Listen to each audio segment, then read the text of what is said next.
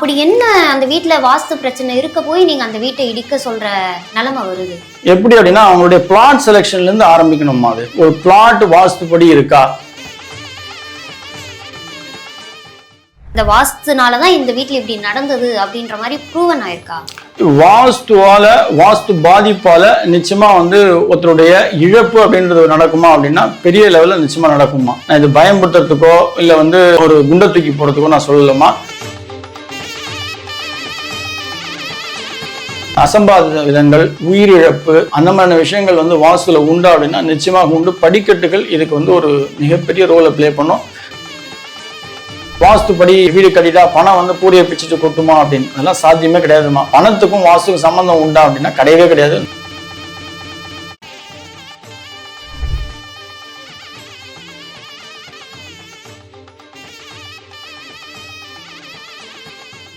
நம்பிக்கை ஆன்மீகம் நேயர்களுக்கு வணக்கம். இன்று நம்முடன் வேத வாஸ்து பிச்சுமணி சம்பத் அவர்கள் இணைந்திருக்கிறார். வணக்கம் சார். நமஸ்காரம். அடியார்கள் வாழ, ரங்கன் நகர் வாழ, சிறகோப்பந்தன் தமிழ் நூல் வாழ, கடல் சூழ்ந்த மண்ணுலகம் வாழ, மனவாளமாவனி என்னும் ஒரு நூற்றாண்டு வாழியே. வீடு கட்டுறதாகட்டும் இல்ல ஒரு கடை கட்டுறது, காம்ப்ளெக்ஸ் கட்டுறது, ஏதோ ஒண்ணு எது பண்ணாலும் வாஸ்து பார்க்கணும் அப்படின்னு சொல்றாங்க. வாஸ்துன்னு ஒன்று நிஜமாலுமே இருக்கிறது உண்மைதானா? அதுக்கான ரூல்ஸ் அண்ட் ரெகுலேஷன்ஸ் என்ன சார்? வாஸ்து சாஸ்திரம் அப்படின்றது இன்னைக்கு நேற்று வந்த விஷயம் கிடையாது. இது தொன்று தொட்டு மன்னர்கள் காலத்திலிருந்தே உண்டு. அந்த காலத்தில் மன்னர்கள் அவங்களுடைய தளபதிகளுக்கு, போர் தளபதிகள், மந்திரிகள் அவங்களுக்கு மட்டும் இது பயன்படுத்தினாங்க, ராஜ அரண்மனையில் மட்டும். இன்னைக்கு வாஸ்து சாஸ்திரம் அப்படின்றது பெரும்பாலான மக்கள் அதை தேடி போகக்கூடிய ஒரு நிலைமையில் இருக்கும். ஏன் அப்படின்னா அந்த காலத்தில் நம்ம 1 ஏக்கரா 2 ஏக்கரா அந்த அளவுக்கு பெரிய வீட்டில் ஒரு கூட்டு குடும்பத்தோடு வாழ்ந்தோம் நம்ம. ஆனால் இன்னைக்கு நம்மளுடைய வாழ்க்கையுடைய தரம் உயர்ந்திருந்தாலும் பொருளாதாரத்தில், பட் நம்மளுடைய வீட்டுடைய அளவு அப்படின்றது ரொம்ப குறுகி போச்சு. இப்போ அப்பார்ட்மெண்ட் வந்துடுச்சு. அந்த அப்பார்ட்மெண்ட்லயும் நம்ம 700 ஸ்கொயர் ஃபீட் 600 ஸ்கொயர் ஃபீட் அப்படின்ற ஒரு இடத்துலயே நம்ம வீடு அப்படின்றது கட்டிட்டு வந்துட்டோம். அந்த வகையில் பார்த்தீங்க அப்படின்னா வாஸ்து சாஸ்திரம் அப்படின்றது 4 திசைகள் 8 திக்குகள் அப்படின்ற ஒரு விஷயங்கள் முக்கியமாக பார்க்க வேண்டிய ஒரு விஷயம் உண்டு. இதில் சூரியன் அடிப்படையாக வச்சு தான் மற்ற ஏனைய விஷயங்களும் நம்ம வாஸ்து சாஸ்திரத்தில் பார்க்க வேண்டிய ஒரு கட்டாயத்தில் இருக்கும். சூரியன் கிழக்கு உதித்து மேற்கில் அஸ்தமனம் ஆகிறது, இதுதான் அடிப்படையான ஒரு விஷயம். அந்த வகையில் பஞ்சபூதங்கள், நீர், நெருப்பு, காற்று, ஆகாயம், பூமி, இந்த 5 விஷயங்களும் சேர்ந்து தான் இந்த வாஸ்து சாஸ்திரம் நம்ம நம்மளுடைய முன்னோர்கள் நமக்கு வகுத்து கொடுத்து போயிருக்காங்க. அந்த வகையில் நமக்கு ரொம்ப அடிப்படையான ஒரு விஷயம் அப்படின்னா இந்த வாஸ்து சாஸ்திரம் நமக்கு வழிநடத்தக்கூடிய ஒரு விஷயம் நம்மளுடைய வீட்டை வச்சு தான். அதில் 4 திசைகள் நான் ஏற்கனவே சொன்ன மாதிரி கிழக்கு, மேற்கு, வடக்கு, தெற்கு, இந்த 4 திசைகளிலுமே ஒவ்வொரு திக்குகள், ஒவ்வொரு கார்னர், ஒவ்வொரு மூலைகள், இந்த 8 திக்குகளும் சேர்ந்து 4 திசைகள் சேர்ந்து தான் வாஸ்து சாஸ்திரம். அதில் 5 பஞ்சபூதங்களை ஒன்று சேர்த்து நம்மளை வழிநடத்தக்கூடிய ஒரு விஷயம் தான் நம்மளுடைய வாழ்க்கையில் ஒன்றமைந்து இருக்குது. நம்மளுடைய உடம்பு இந்த பஞ்சபூதங்களால் ஆகப்பட்ட ஒரு உடம்பு. நம்மளால் நீங்கள் அமெரிக்காவில் வாழ்ந்தாலும் ஆஸ்திரேலியாவில் வாழ்ந்தாலும் இந்த காற்று அப்படின்ற ஒரு விஷயம் இல்லாமல் நீங்கள் உயிர் வாழ முடியாது. நீர், தாகத்தை அடக்கக்கூடிய இந்த தண்ணீர் அப்படின்ற ஒரு விஷயம் குடிக்காமல் உங்களுடைய தாகம் அடங்காது. அதே போல் நெருப்பு அப்படின்ற ஒரு விஷயம் இல்லாமல் உணவை நீங்கள் சாப்பிட முடியாது. இந்த உலகத்தில் எந்த மூலையில் நீங்கள் வாழ்ந்தாலும் இந்த 5 பூதங்கள் ரொம்ப ரொம்ப முக்கியம். ஆகையால் நம்ம உடம்பும் அந்த 5 பூதங்களால் தான் வழிநடத்தப்படுகிறது. ஆகையால் வாஸ்து சாஸ்திரம் அப்படின்றது ஒரு இன்றியமையாத ஒரு விஷயம். இதுக்கும் ஜோதிடத்திற்கும் ஒரு நெருங்கிய தொடர்பு உண்டு. ரெண்டுமே ஒன்றுக்கொன்று ஒன்றுபட்டு தான் வழி நடத்தும். இப்போ இதுதான் ரூல்ஸ் அப்படின்றத எதை வச்சு சார் நீங்கள் சொல்கிறீங்க? இது எப்படி மக்கள் நம்புறது? இப்போ நான் ஆண்டாள் வாஸ்து கன்சல்டன்ட். ஆண்டாள் வாஸ்து அப்படின்றது கிட்டத்தட்ட ஒரு 30 வருஷமாக எங்களுடைய நிறுவனர் திரு ஆண்டாள் பி சொக்கலிங்கம் இந்த ஃபீல்டில் ரிசர்ச் பண்ணி கிட்டத்தட்ட 1995 இந்த ஃபீல்டில் 30 வருஷமாக ரிசர்ச் பண்ணி எங்ககிட்ட இருக்கக்கூடிய டேட்டா, அந்த டேட்டாவை வச்சு தான் நாங்கள் ரூல்ஸ் அண்ட் ரெகுலேஷன்ஸை ஃபார்ம் பண்ணியிருக்கோம். அந்த வகையில் ரூல்ஸ் அப்படின்றது எதுவும் புதுசாக உருவாக்கலை. நாங்கள் அன்னைக்கு இருந்த பலதட்ட ரூல்ஸை ஒரு முக்கியமான 6 விதிகளை ஃபார்ம் பண்ணி அந்த 6 விதிகளுக்கு உட்பட்டு தான் நாங்கள் வீடு கட்டணும், வீடு அமைக்கணும். இன்றைக்கும் எங்களுடைய கன்சல்டன்ஸ் தமிழ்நாடு ஃபுல்லாக இருக்காங்க, உலகம் ஃபுல்லாகவே போய் பார்க்குறோம். இன்றைக்கி நானும் ஃபேஸ் டைம்லையும் சரி, வாட்ஸ்அப்லேயும் சரி, எல்லா உலகத்தில் இருக்க எல்லா கார்னர்லையுமே போய் நாங்கள் கன்சல்டேஷன் பார்க்குறோம். அந்த வகையில் எங்ககிட்ட இருக்க டேட்டா, அதுவும் விட்னஸ், ஒவ்வொருத்தரும் எங்ககிட்ட வீடு கட்டி வீடு பார்த்து கரெக்ஷன் செய்து வாழ்கின்ற வாழ்க்கை, அவங்க வாழ்க்கை ஒரு மேன்மை அடையிறது தான் எங்களுடைய ப்ரூவன் விஷயம். அதனால தான் எங்களுடைய கன்சல்டன்ஸ் இன்றைக்கும் தலை சிறந்திருக்காங்க. ஆண்டாள் வாஸ்து கன்சல்டன்ட் அப்படின்னு சொன்னாலே இந்த வாஸ்து இண்டஸ்ட்ரியில், வாஸ்து ஃபீல்டில் நம்பர் 1 நாங்கள் தேடுறோம். அதனால எங்களுடைய 6 செட் ஆஃப் ரூல்ஸ் அது ரொம்ப சிறப்பாக பேசுது. எங்ககிட்ட ஃபாலோ பண்ணுற எங்களுடைய ஃபாலோவர்ஸும் சரி, எங்களுடைய கிளைண்ட்ஸும் சரி, அவங்களுடைய வாழ்க்கை வந்து இதுக்கு ஒரு பெரிய விட்னஸாக இருக்குமா. நிறைய பேர் வந்து வீடு வந்து கடன் வாங்கி கட்டுவாங்க, ரொம்ப பெரிய கனவுகளோட கட்டுவாங்க வீடுன்றது. இப்போ அவங்க வீட்டில் ஏதோ குடும்ப சூழ்நிலையில ஏதோ ஒரு அசம்பாவிதம் நடக்குது. அப்போ வந்து ஒரு வாஸ்து கன்சல்டன்ட்டை கூப்பிட்டு வந்து வீட்டு வாஸ்து பார்க்குறாங்க. அப்போ அந்த வாஸ்து கன்சல்டன்ட் வந்து வீடை இடிக்க சொல்லிட்டாங்க அப்படின்னா அந்த பல கனவுகளோட கட்டின அந்த ஃபேமிலியோட மனநிலை எப்படி இருக்கும் சார்? அப்படி என்ன அந்த வீட்டில் வாஸ்து பிரச்சனை இருக்க போய் நீங்கள் அந்த வீட்டை இடிக்க சொல்கிற நிலைமை வருது? நான் ஏற்கனவே சொன்ன மாதிரி வாஸ்து சாஸ்திரம் நம்மளுடைய வாழ்க்கையில் பின்னி பிணைந்திருக்குகின்ற ஒரு விஷயம். நம்மளுடைய உடல் எப்படி வந்து பஞ்சபூதங்களால் வழிநடத்தப்படுகிறதோ அந்த பஞ்சபூதங்கள் தான் நம்மளுடைய வாழ்க்கையை வழிநடத்துறது. இதுதான் எங்களுடைய ப்ரூவன் சயின்ஸு. ஒரு விட்னஸ்டு கிளைண்ட்டுடைய லைஃப் ஸ்டைல். இதுதான் நாங்கள் அழுத்தி ஆணித்தரமாக சொல்லக்கூடிய ஒரு விஷயம். எந்த ஒரு விஷயத்தமாக இருந்தாலும் அதில் வந்து வாஸ்துல தீர்வு உண்டு அப்படின்றத சொல்கிறோம். நம்ம ஒரு 75% ஆஃப் கிளைண்ட்ஸ் பார்த்தீங்க அப்படின்னா வீடு பாதி கட்டி முடிச்சிருவாங்க. அவங்க பூசு வேலை வரலும் வந்துடும். அதோட ஒரு 25% ஆஃப் பீப்புள் பார்த்தீங்க அப்படின்னா வீடு கட்டி முடிச்சுட்டு கிரகப்பிரவேசம் பண்ணுற ஒரு சூழ்நிலை வந்துடும். அவங்களுடைய ரிலேட்டிவ்க்கு கூப்பிட்டு வந்து முதல்ல காமிப்பாங்க. அவங்க ஃப்ரெண்ட்ஸு அவங்க வந்து பார்ப்பாங்க. பார்த்துட்டு நீங்கள் வாஸ்து பார்த்தீங்களா அப்படின்னு கேட்பாங்க. ஐயோ, எங்களுக்கு தெரிஞ்ச வாஸ்து எங்களுக்கு கொத்தனார் சொன்னார், மேஸ்திரி சொன்னார், பில்டர் போட்டு கொடுத்தாரு, ஆர்கிடெக்டை நாங்கள் கன்சல்ட் பண்ணோம், அவரே எனக்கு வாஸ்து தெரியும், நாங்களே வந்து பிளான் போட்டு தரோம், வாஸ்து கம்ப்ளைண்ட்டாக போட்டு தரோம் அப்படின்னு சொல்லி அவங்க சொன்னதை நாங்கள் கட்டணும் அப்படின்னு சொல்லுவாங்க. அதுக்கப்புறம் அவங்களோட ரிலேட்டிவ்ஸோ ஃப்ரெண்ட்ஸோ சொல்லும்பொழுது இதில் இந்த பக்கம் படிக்கட்டு வரக்கூடாது, இந்த மூலையில் வந்து பாத்ரூம் வரக்கூடாது அப்படின்ற ஒரு சந்தேக விஷயத்தை சொல்லி அவங்க மனசில் ஒரு பயத்தை உண்டாக்கிட்டு போயிடுவாங்க. அவங்க உடனே நம்மளை கூப்பிட்டு கன்சல்டண்ட்டை கூப்பிட்டு ஒரு ப்ரொஃபஷனல் கன்சல்டண்ட்டை கூப்பிட்டு கேட்பாங்க. இதுதான் மிகப்பெரிய தவறு. ஒருத்தர் வீடு கட்டணும்னு மனசில் தோன்ற அடுத்த கணமே அவங்க ஃபஸ்ட்டு செய்ய வேண்டிய ஒரு விஷயம் ஒரு கன்சல்டண்ட்டை கிட்ட பேசணும். எப்படி அப்படின்னா அவங்களுடைய பிளாட் செலெக்ஷன்லேருந்து ஆரம்பிக்கணுமா. அது ஒரு பிளாட் வாஸ்துப்படி இருக்கா, அதுக்கப்புறம் அவர் வந்து கிரகப்பிரவேசம் வரலும் அவர் கூட வந்து ட்ராவல் பண்ணணும், அந்த வீடு கட்டி முடிக்கிற வரலும். அப்போ தான் வந்து அந்த வாஸ்துவோடைய கம்ப்ளீட்னஸ் வந்து தரோவாக அந்த ஃபேமிலிக்கு தரோவாக கிடைக்கும். இதுதான் வாஸ்துடைய சூட்சமாக. நடுவில் கட்டி பாதி வீட்டில் வந்து வாஸ்து கன்சல்டன்ட் கூப்பிட்டு பார்க்குறேன், கட்டி முடிச்சுட்டு கிரகப்பிரவேசம் பண்ணிட்டு நான் வாஸ்து கன்சல்டன்ட் கூப்பிட்டு இது வீடு கரெக்டாக இருக்கான்னு பார்க்குறேன்றது வேஸ்ட் ஆஃப் மணி. அது ஒரு அம்பக்கான விஷயம். நீங்கள் வாஸ்துப்படி ஒரு வீடு கட்டணும்னு உங்களுக்கு மனசில் தோணிச்சு, உங்களுக்கு கனவு வீடு கட்டணும்னு உங்களுக்கு நினச்சிட்டிங்க அப்படின்னா அஃப்கோர்ஸ் நீங்கள் சொன்ன வார்த்தை 100% உண்மை. கடன் கட்டி வட்டிக்கு பணம் வாங்கி நிறைய பேர் கணவன் மனைவி 2 பேரும் உழைச்சி இட்ஸ் ஹார்ட் அண்ட் மணி, நான் இல்லைன்னே சொல்லலை. அந்த விஷயத்த நீங்கள் வந்து ஒரு ரீதியாக கரெக்டாக கொண்டு போகணும் அப்படின்னு நீங்கள் நினச்சிட்டிங்க அப்படின்னா நான் தயவுசெய்து ஒரு ரிக்வெஸ்ட்டாக சொல்கிறேன். ஃபஸ்ட்டு ஒரு வாஸ்து கன்சல்டன்ட்டை கூப்பிட்டு வந்து பிளாட் செலெக்ஷனில் ஆரம்பித்து அந்த பிளாட் வந்து வாஸ்துப்படி இருக்கா, இதில் நம்ம ப்ரொசீட் பண்ணலாமா, பிளான் வந்து பெர்ஃபெக்டாக போட்டு கொடுக்கலாமா, வாங்கலாமா, அதை எக்ஸிக்யூட் பண்ணணும். அது இன்னும் ரொம்ப முக்கியமான ஒரு விஷயம். இந்த விஷயங்கள்லாம் போனால் தான் அதுக்கப்புறம் வாஸ்து அப்படின்ற ஒரு விஷயம் பரிபூர்ணமாக உங்களுக்கு வந்து ரிசல்ட்டை கொடுக்கும். ஓகே சார், இப்போ நீங்கள் வந்து அந்த வீடு வாஸ்துனால தான் இப்படி இருக்குது, நீங்கள் இடிச்சிட்டு மாற்றி கட்டினா தான் சரியாகும் அப்படின்ற அளவுக்கு இப்போ நீங்கள் சொல்கிறீங்கன்னு வச்சுப்போம். இப்போது அது மாதிரி ஏதாவது ப்ரூவன் ஆயிருக்கா? இது வந்து இந்த வாஸ்துனால தான் இந்த வீட்டில் இப்படி நடந்தது அப்படின்ற மாதிரி ப்ரூவன் ஆயிருக்கா?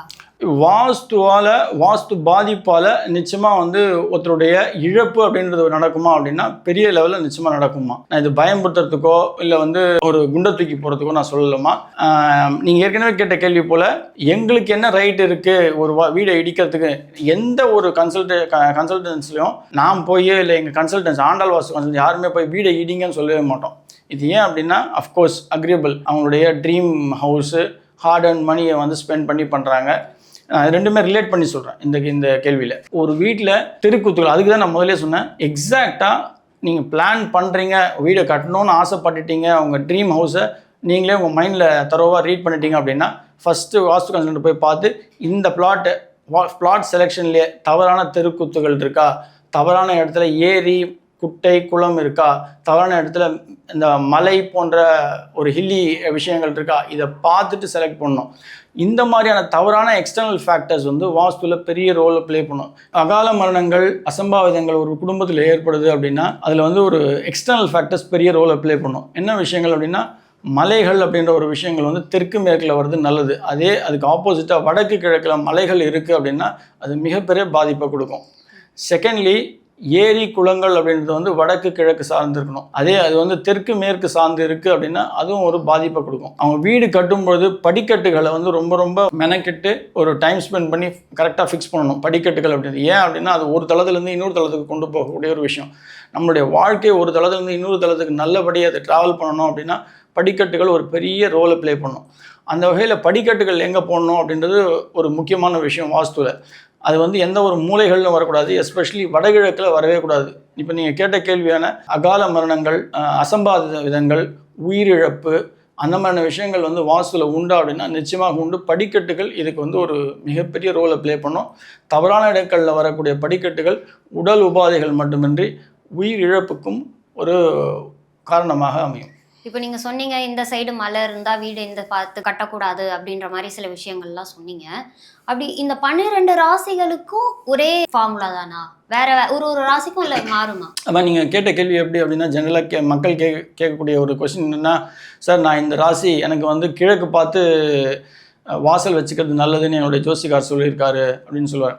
ஒரு குடும்பத்தில் கணவன் மனைவி பசங்க 4 பேர் இருப்பாங்கம்மா, மினிமம் சொல்கிறேன். அப்பா அம்மாவும் கூட இருப்பாங்க சில ஃபேமிலியில். அப்போ ஒவ்வொருத்தரும் ஒவ்வொரு ராசியில் இருப்பாங்க. அப்போ ஒவ்வொருத்தருக்கும் ஒவ்வொரு வாசல் வச்சுக்க முடியாது ஒவ்வொரு திசையில். ஒரு விஷயம் வந்து ஷோராக வாசலில் சொல்ல முடியும். ஒரு குறிப்பிட்ட நட்சத்திரங்கள் ஒரு சில தெருக்கூத்துகளில் வாழறது வந்து நம்ம எங்களுடைய ப்ரூவன் சயின்ஸ் ப்ரூவன் டேட்டாவில் நாங்கள் ப்ரூவ் பண்ணியிருக்கோம். ஆகையால் ஒரு சில நல்ல தெருக்கூத்துகளில் ஒரு குறிப்பிட்ட நட்சத்திரங்கள் இருக்கிறது பார்க்கலாம். அந்த நட்சத்திரங்கள் தான் அந்த தெருக்கூத்துகளில் வாழறது பிரதானமாக நாங்கள் பார்க்குறோம். ஆனால் பட் ஒவ்வொரு ராசிக்கு ஒவ்வொரு வாசல் வச்சோம் அப்படின்னா அது வந்து ஒரு வீட்டுக்கு 5 வாசல் வைக்கணும் 6 வாசல் வைக்கணுமா எண்ணிக்கையை பொறுத்து அது தவறான ஒரு அணுகுமுறை. ஓகே, இப்போ அந்த இப்போ நான் முன்னாடி கேட்ட கேள்வி மாதிரி இப்போ ஒரு வீட்டு இடிக்கணும் அப்படின்ற ஒரு சூழல் வருது. ஆனால் இடிக்காம ஏதாவது பரிகாரங்கள் ஏதாவது இருக்கா, ஏதாவது கோயில்கள் இருக்கா? ஆண்டாள் வாஸ்துவை பொறுத்தவரையிலும் எங்களுடைய கன்சல்டன்ட் எல்லாருமே சொல்லக்கூடிய ஒரு விஷயம் வந்து ஃபஸ்ட்டு வந்து கோயிலுக்கு தான் நாங்கள் ரெக்கமெண்ட் பண்ணுவோம். அவங்க வீடு கட்டுறதா இருந்தாலும் சரி, வீட்டில் கரெக்ஷன் பண்ணுறதா இருந்தாலும் சரி, அவங்களுக்கு சொல்லக்கூடிய முதல் ரெக்கமெண்டேஷனே வந்து கோயிலுக்கு போகிறது தான். ஏன் கோயிலுக்கு போகணும் அப்படின்றது வந்து எங்களுடைய ரிசர்ச் ஃபைண்டிங்கில் நான் சொல்லக்கூடிய ஒரு விஷயம் என்ன அப்படின்னா, ஒவ்வொரு வீடும் ஒவ்வொரு கோயிலுக்கு ஒத்ததாக இருக்கும். லைக் அட்ராக்ட்ஸ் லைக், அதாவது ஒத்ததை இழுக்கும் அப்படின்னு சொல்லிட்டு உண்டுமா. அந்த வகையில் ஒரு சிலர் போனீங்கன்னா இஷ்ட தெய்வம்னு ஒன்று ஒரு சிலருக்கு இருக்கும். அந்த இஷ்ட தெய்வம் கிட்ட அவங்க போய் வேண்டும் போது அவங்களுக்கு தேவையான எல்லா காரியங்களும் பூர்த்தியாகும். அப்போ என்ன விஷயம் அப்படின்னா அவங்க இருக்கக்கூடிய வீடும் அந்த இஷ்ட தெய்வம் இருக்கக்கூடிய ஒரு கோயிலும் ஒரு சேம் எனர்ஜி சேம் வைப்பில் வந்து ஒரு ஃபார்முலா கிரியேட் ஆகுமா. அந்த விஷயம்தான் ஒத்ததை இழுத்து அவங்களுக்கு தேவையான விஷயங்களை பூர்த்தி ஆகும். இவங்க போய் அந்த ஒரு குறிப்பிட்ட கோயிலுக்கு, இவங்க வீட்டுக்கு உகந்த ஒரு கோயிலுக்கு இவங்க போய் வணங்கும்போது ஒவ்வொரு வாரமும் ஒவ்வொரு நாளும் ஒவ்வொரு மாதமும் இவங்களுடைய காரியங்கள் பூர்த்தியாகும். இவங்களுடைய தேவைகளை வந்து அந்த கடவுள் கேட்டு நிச்சயமாக அவங்களுக்கு நல்லது செய்வாங்க. இது வந்து irrespective ஆஃப் எனி ரிலீஜியன்மா. அது வந்து கிறிஸ்டினாக இருக்கட்டும், லைக் ஹிந்துவாக இருக்கலாம், அதே மாதிரி இஸ்லாமியர்களாக இருக்கலாம். எல்லாருக்குமே அவங்கவுங்க வீடை ஒத்த ஒரு வழிபாடு தலம் உண்டு. அந்த வழிபாடு தலம் அவங்களுக்கு பெரிய மாற்றத்தை கொடுக்கும், மன மாற்றத்தை முதல்ல கொடுக்கும். அந்த மன மாற்றம் நிச்சயமாக ஒரு நல்ல வாஸ்துப்படி உள்ள ஒரு வாஸ்து கம்ப்ளைண்ட் ஹவுஸை வந்து கொண்டு வந்து சேர்க்கும். இப்போ வீடு வாஸ்து பார்க்காம கட்டுறதுனால என்னென்ன மாதிரியான பிரச்சனைகள் அந்த குடும்பத்துக்கு வர வாய்ப்பு இருக்கு?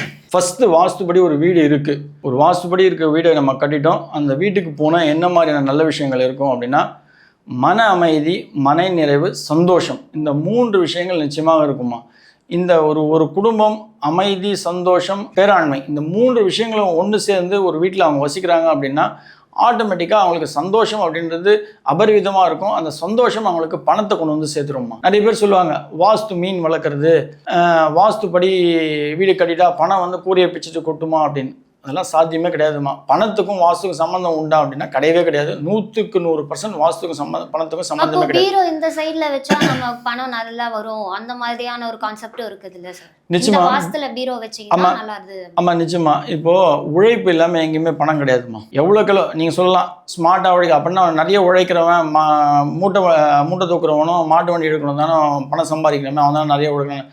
ஸ்மார்ட் ஒர்க் உண்டுமா. அதில் ஒரு ஆப்பர்ச்சுனிட்டியை வாஸ்துப்படி உள்ள வீடு வந்து கொண்டு வந்து சேர்க்குமா. அந்த ஆப்பர்ச்சுனிட்டி அப்படின்றது வந்து நீங்கள் எதிர்பார்க்குற நல்ல ஆப்பர்ச்சுனிட்டி, ஒரு பெரிய கை நிறைய சம்பளம், சந்தோஷமான வாழ்க்கை, இந்த மன நிறைவான ஒரு வாழ்க்கை, அது கொண்டு வந்து சேர்க்குமா அப்படின்னா அந்த காற்று, நீர், ஆகாயம், அந்த ஏரியாவுக்கு உங்களுடைய லிவிங் ஏரியாவில் உள்ள இருக்கக்கூடிய அந்த பஞ்சபூதங்கள் ஒன்று சேர்ந்து உங்கள் மனசுக்கு தேவையான விஷயத்தை கொண்டு வந்து நிச்சயமாக சேர்க்கும். அதை நீங்கள் ஸ்மார்ட்டாக ஒர்க் பண்ணி அதுக்கு எக்ஸ்ட்ராவாக எஃபர்ட் போட்டு உழைச்சிங்க அப்படின்னா அந்த பணம் வந்து ரெட்டிப்பாக ஆகும். இப்போ பீரோவை நீங்கள் வந்து வடமேற்கில் வைக்கிறீங்க அப்படின்னா நிச்சயமாக அது தவறு. அந்த இடத்துல பணம் செலவாகும். ஆனால் அது தென்மேற்கில் நீங்கள் வைக்கிறீங்க, வடக்கு பார்த்து வைக்கிறீங்கன்னா அந்த இடத்துல மல்டிப்ளை ஆகும். இப்போ வடகிழக்கில் இருக்கக்கூடிய நல்ல ஒரு வாஸ்து வைப்ரேஷன் வந்து பிரம்மஸ்தானத்தை கடந்து தென்மேற்கில் போய் அது அங்கே போய் வந்து 1க்கு 10 மடங்காக ரெட்டிப்பாகும். இதுதான் வாஸ்து சாஸ்திரத்தில் முக்கியமான ஒரு விஷயம். அதனால தான் பீரோ அப்படின்ற ஒரு விஷயத்த நம்ம வந்து வடக்கு பார்த்து தென்மேற்கில் நம்ம கணவன் மனைவி உறங்கக்கூடிய இடத்துல வைக்கிறது அப்படின்றது வந்து ஒரு சாலச்சிறந்த ஒரு விஷயம்.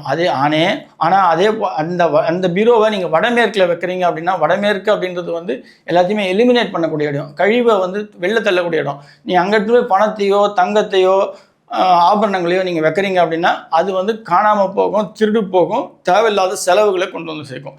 இதுதான் வந்து வாஸ்துவில் இருக்கே தவிர்த்து பணம் வந்து நீங்கள் உழைச்சிட்டிங்க அப்படின்னா அது வாஸ்துப்படி கட்டிட்டிங்கன்னா கூரையை பிச்சுன்னு கொட்டும் அப்படின்றது யாருமே நம்பாதீங்க. அப்படின்னு பார்த்தீங்க அப்படின்னா மதுபான கடையில் வாஸ்துவே கிடையாது, ஆனால் பட் அங்கே தான் பணம் ஜாஸ்தி கொட்டுது. இப்போ வந்து வீடு வாடகைக்கு போகிறோம், ஆனால் அந்த வீடை வந்து அதுக்கு முன்னாடி இருந்த ஓனர் வந்து அதை பார்த்து கட்டியிருப்பாங்க. இப்போ அவங்களோட வாஸ்து வாடகைக்கு வரவங்களுக்கு எந்த அளவுக்கு நன்மைகளை தரும், எந்த அளவுக்கு தீமைகளை தரும்?